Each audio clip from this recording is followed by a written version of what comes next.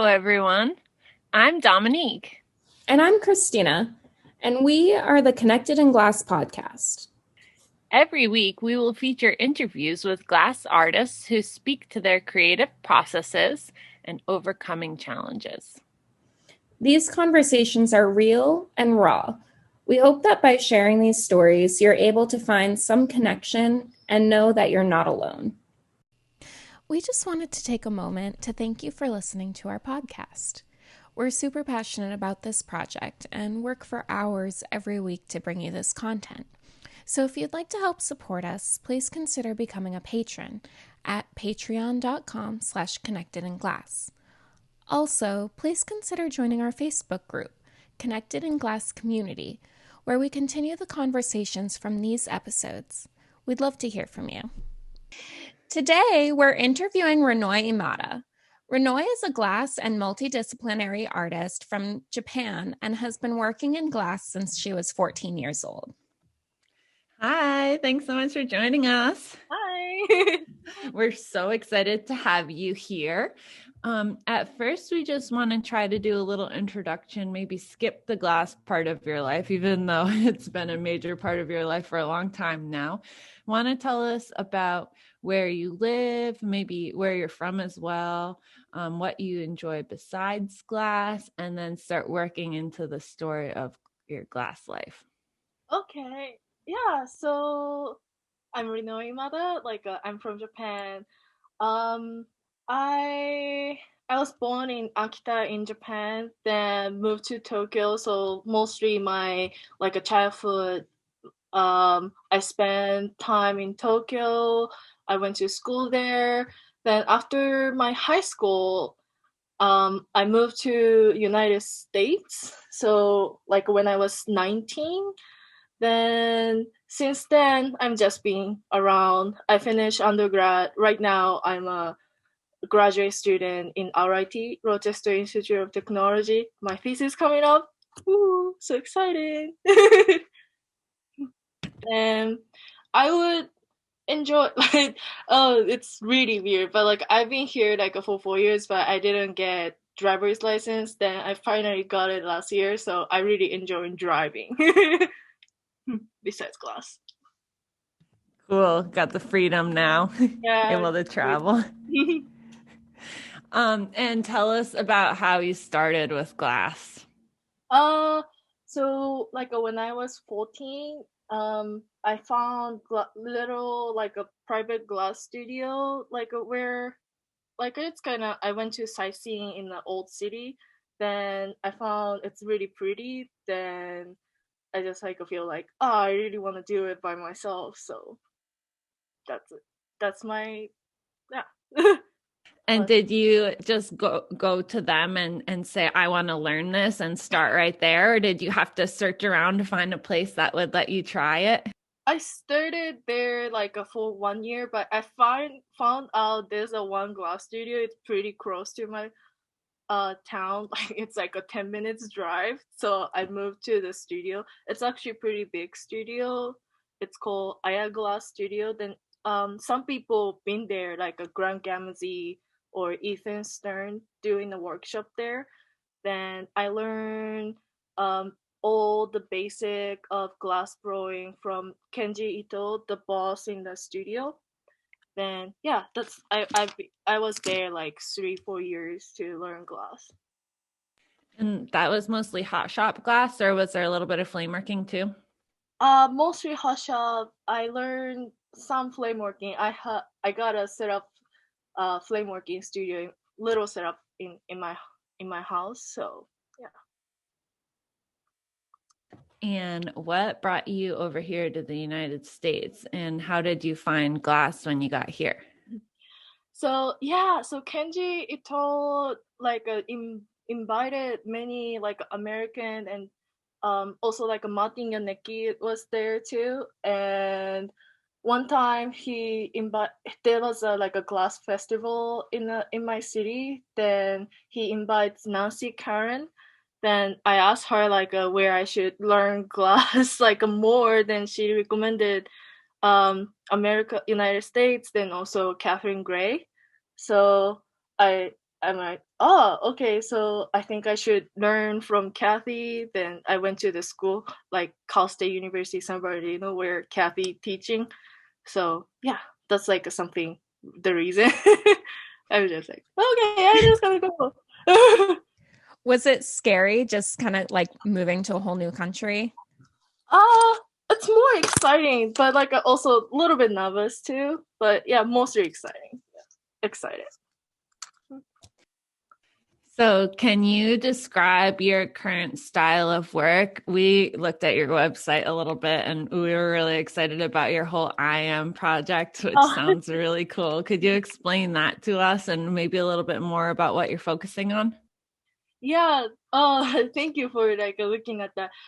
That's a current my thesis project I'm working on. I'm interested in like a whole changes of identity because like my experience like being in Japan and United States, my personality like contains like makes my identity like keeps changing. So I wanted to express those like impermanence and imperfection through those like IMPs, then that's kind of currently working on. I'm really interested in like a tangible sense of self. So I'm trying to express those stuff like through using like a glass or some stuff, some like a really like a temporary stuff like a ice and plants too with the glass. And you're doing that with casting, right? Yeah, yeah. And when did you pick up that type of material? When you originally learned in Japan, was it more traditional blowing? And then you kind of started doing more of other styles too when you got over here, or did you pick that up there too? Yeah, like I was mostly glass blower for a long time before came into actually like a grad school. Like I was mostly glass blower in the undergrad too. And since I came here, like my professors like Susan Peck and David Shinako, like they are really challenging me to try new material and new techniques. So these like IMPs like casted and like some parts are blown. Then also I use like some molten glass. Like there's a bunch of another stuff like outside of the pictures too. So yeah, like a casting and like a mostly like a kiln shop working is like kind of new field to me. Like since I came into the graduate school, so that's like a pretty exciting. Then also I really miss blowing glass, so I have another project going with the hot shop too. Tell us about it. A little bit secret.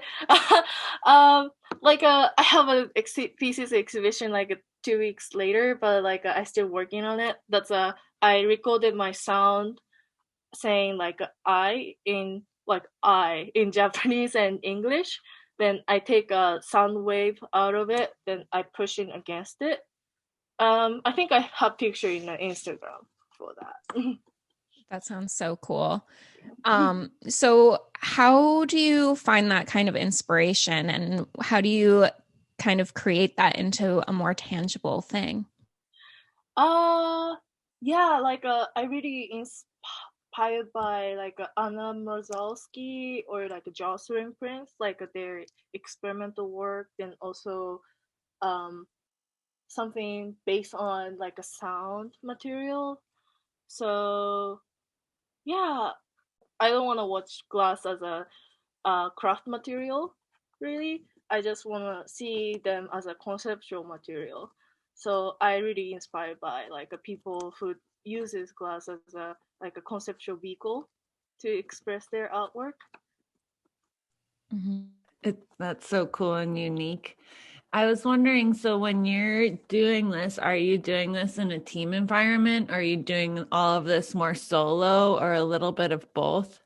A little bit of both. I am work is more independent, like I working by myself, but the sound piece, like some still like some things coming up. It's really labor intensive in the hot shop. So How do you get into the mindset of working, especially since you work with so many different materials? Mm-hmm.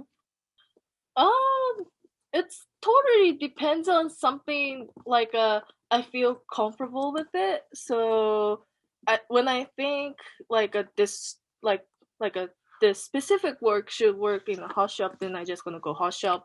Then also I see some like I really want to get detailed and like that should be done in the kiln work. I just gonna go kiln shop like something like that. Yeah. And do you wake up every morning saying, like, I'm an artist, I'm going to create, like overflowing with ideas? Or do you wake up sometimes and just feel stuck? Oh, these days, like, wake up, then, like, feels like, oh my gosh, I have to do lots of more, lot of more, like, experimental. Sometimes, like, stuck, but also really excited. Like, oh, like, how, so, like, this today's experimentation, like, what things gonna coming up then? What things gonna makes me really surprising then? And I have like a more personal question, and feel free to not answer if you want. But so financially, like you've been in school for so long, how have you been able to make that work? Have you been able to access scholarships, or do you have to kind of work through school, or are you going in loads of debt, or maybe you have a little cushion from home that's able to help you? So my parents really helps me for paying like a tuition. Then there's like a little bit of golden. I got a scholarship from RIT, so Oh, that's really cool. yeah. So did you go there because you got the scholarship? Like you first came to America and then you're in California and then you go all the way across the country. Big jams, right? RIT is a private school, so like it's really hard to afford it. California is more like I guess like a little bit cheaper because they are state school, so Do you ever feel like your creativity is like you can't create something or that you're just struggling to actually create what you're envisioning? Or how do you get through that? uh I think I would just say like keep just working. Really like these days because like like a thesis show is coming up, then I have to really rushing. So sometimes feels like, oh no, I don't have a talent, anything like something like that feeling. But I just like okay, okay, just like weeping this like a 10 minutes, then just work, something like that. Yeah, because right now creating is just your job. Like to get through grad school, you have to create, right? Yeah. Did you notice that there's a huge difference working when you started in Japan and working in the hot shop and the way that people work and communicate with each other to when you came over here to America and to work in the hot shop? Or are the like styles and techniques and that kind of thing similar or way different? Uh, it could be a little bit similar. So I'm kind of thinking about like when I first time I came here, then I I really eat um I was adapted pretty easily, I think. Like the communication stuff, just like a vocabulary is pretty different. So I had a like a program to like know like what is this tool core in English or something like that. But basically like where I work, they're using some words in English too. I mean like it's like a combination of Japanese and English. So I think I really like get used to it pretty quick, I think. That's really cool. Okay, so let's say you finish your thesis and you're just like an artist out in the world, and you could picture your career as a successful glass artist or like multimedia artist. What would success be to you? Like what do you want to do with your life? I like my kind of maybe future goal could be I really want to teach in like a school or institution. So like maybe teaching people 50%, then also like working my artwork 50% could be like my ideal goal. That's a nice balance. Do you do a lot of teaching right now, or are you kind of just focused on your own work right now? I'm actually have a one class teaching with Susie. It's I'm teaching like a hot shop class. It's like a pretty new experience to me, so that's really fun. Fun to teach like kids, undergrad kids. Yeah. Any lessons that you've learned from teaching? Oh, be patient. The best thing. Do you Like find that it takes like completely different mindsets? yeah, just like okay, calm down. I like really learn like how like calming down the students and stuff because they tend to really like nervous in the hot shop, then also overwhelming. So like you okay. Everybody was like that. I was like that too. And I still like that. So you can just being okay. Totally, Right, you like kind of have step to like into it. yeah, you kind of have to like remind yourself of how scared you were the first time you opened up a furnace. Yeah. Oh, fire. And as you're working through all these projects with grad school, it sounds like everything that you're doing is super personal. How do you not let other people's judgments and feelings on your work and your projects affect what you're doing? Or do you find that it's difficult sometimes? It's like a so what I'm trying here is because I'm talking about identity through my work, and I don't want to keep it as just like my personal identity. So I try to make it as a general more, and so like a identity through my gaze, but it's like it could be suitable for everybody. So that's the kind of like a thinking base I have to like a more dig in, then also like I'm kind of still exploring. And with this podcast, we've mostly been trying to interview women because we feel like in the glass world, we're a little underrepresented. And I was just wondering if you've had any experiences with discrimination or feeling that you haven't been treated the same because you're a woman, or maybe because you're a woman from Japan, or have you found that people have mostly been welcoming? Uh, like luckily I feel like people mostly really welcoming, but also like when I'm teaching in a hot shop, then feels like this girl is like maybe Japanese international student, so maybe we don't she doesn't understand. Like I kind of like take the feeling like a like a I don't know, just like maybe they doesn't say it, but just like their attitude is like a slightly different. But I'm just showing like I'm your instructor, so like I just like being like a me in the hot shop, then also like in general. Then I don't know. I'm just like trying to be myself to not ignoring those kind of problem, but also just like maybe fighting. I guess like just like a me, just a person, like a who like a loves glass. So who cares?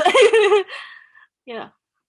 It kind of sounds almost in a way that you feel like you have to prove yourself a little bit when you're teaching with some people then. Hmm. Yeah, like but like they so like maybe first class like I felt like maybe some students kind of looking at me, maybe she doesn't know really well, or I don't know, but I'm just showing them like I know the thing, then you have to follow me. You probably learn real quick when the furnace door opens. Yeah. Then they're like, Rinoi is like awesome. But yeah. You're almost kind of having to like assert yourself in a way that necessarily you shouldn't have to because your accomplishments should speak for themselves. Hmm. Um, I know like you make so much experimental work, and do you have any thoughts on not letting other people's judgments affect how you create that work? Um, like it's like maybe people gonna thinking it's not like a completed or something like that. Yeah. I would like maybe thinking about the work that looks like really precisely finished, and also um I'm gonna use this space as showing my like a result and residues of like experimental. So I'm kind of a little bit too separate, like a thinking about it. So for the experimental work, like all of the process is the like a working out processes. So I don't know. Maybe I just like if it looks like kind of unfinished, it's like intentional. It's like all the process because like my thesis and also my current artist statement is like a change is the biggest part. Change and transformation is the biggest part. So if you feel unfinished, that's like that's what I intend. That's what I thinking. Like that's the self identity is never finished. So yeah. That just feels so powerful to me. Thank you. Do you have any insights on what your biggest struggle is as a glass artist and what you've pursued? Like for Christina and I, we both suffer from depression, and sometimes we suffer from like imposter syndrome, feeling like we don't have a place in the art world. And I was wondering what like your internal struggles were. We like for the in my kind of opinion, I think in the glass world, I think that we should maybe door open to more sculpture and contemporary art field. So we don't have to be necessarily being like those like a small world than just like a talking with the like a glass people, but like one good example, like I like there's a one student from sculpture department. Then she really interested in glass, but she can't blow it. So I was being gaffer for her. Then I learned like so much things from her. Then she's like a kind of really my big influential through the like a grad life. And I learned like we can be like a really like a step into the contemporary art field now. Like we don't have to like just gather with glass people, just like maybe talk with more sculpture or like a either like a performance people or video makers. Like these days, like a Nose Lands Creative doing the female glass artist video like a festival too. So yeah, just maybe for the mindset, I just like feels like um maybe just open the door, then see new world, like how maybe like a glass can be glass as a sculpture material to see like a to express like how glass is pretty and beautiful into contemporary art field could be the maybe the solution, I think, from the isolation. I think. Cool insight. Maybe just like Yeah. moving away from it just as a craft. Mm-hmm. Do you have any experience with mentors that really helped you that you'd like to pass on, or any cool stories to share? Uh, I think when I used to work with Catherine Gray, Kathy, um, I used to make more figurative sculpture, like a goldfish, and yeah, like a goldfish is my one of the thing I usually make. Then I wanted to be really better at it.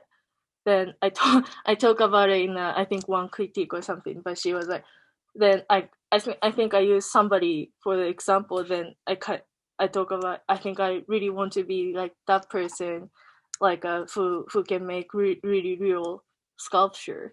But she was like, I mean, it doesn't matter. Like if you make really if you like set the goal for somebody, then you can't be go above of it. So you don't have to set any like stuff like in living world, just like a set like your goal to like where you want to be. So you don't have to set the limit of it. That's like a I don't know, something floating in my head forever. Yeah. Something that stuck with you.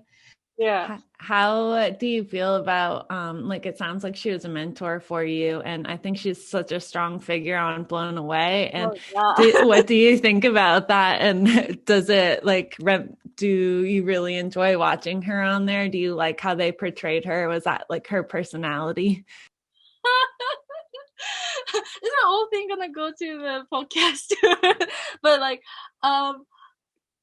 yeah, it's kind of really feel like these days weird. And like I did actually, so 2 years ago in the Corning, Kathy had a workshop in Corning. Then I did TA.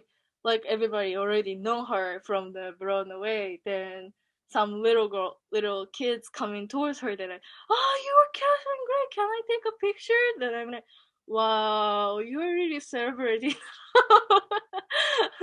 It's just like I feel weird. I can just like if I send email, then she can like reply me really friendly, but like the other side she's really like famous. Like it's kind of really like a really funny pearl there. Like wow, like every student says like, you know Catherine Gray, wow. Then like yeah, she's my mentor. That's not like really big deal, but like for everybody, it's like a really wow, like you have a connection with Kathy. That's awesome.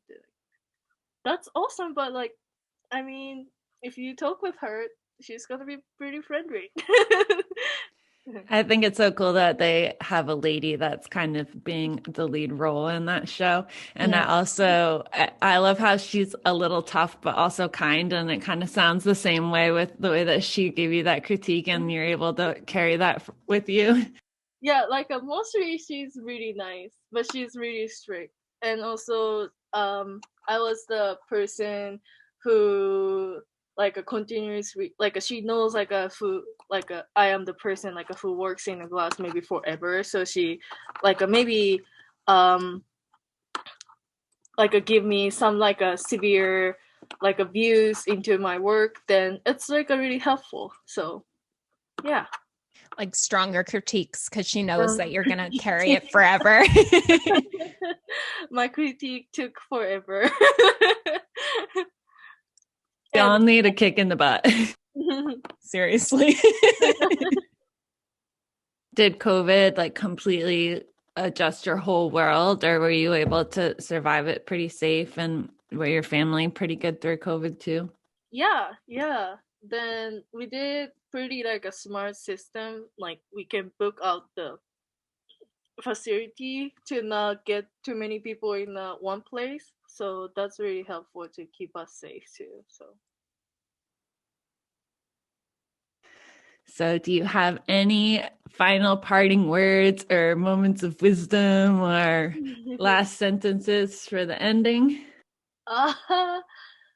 Yeah, right now I just like really wishing, and also I have to put really efforts like my thesis going well. Then also I really wanna like work in the glass forever. So yeah, I'm just like maybe wishing for my future and you like happy glass life.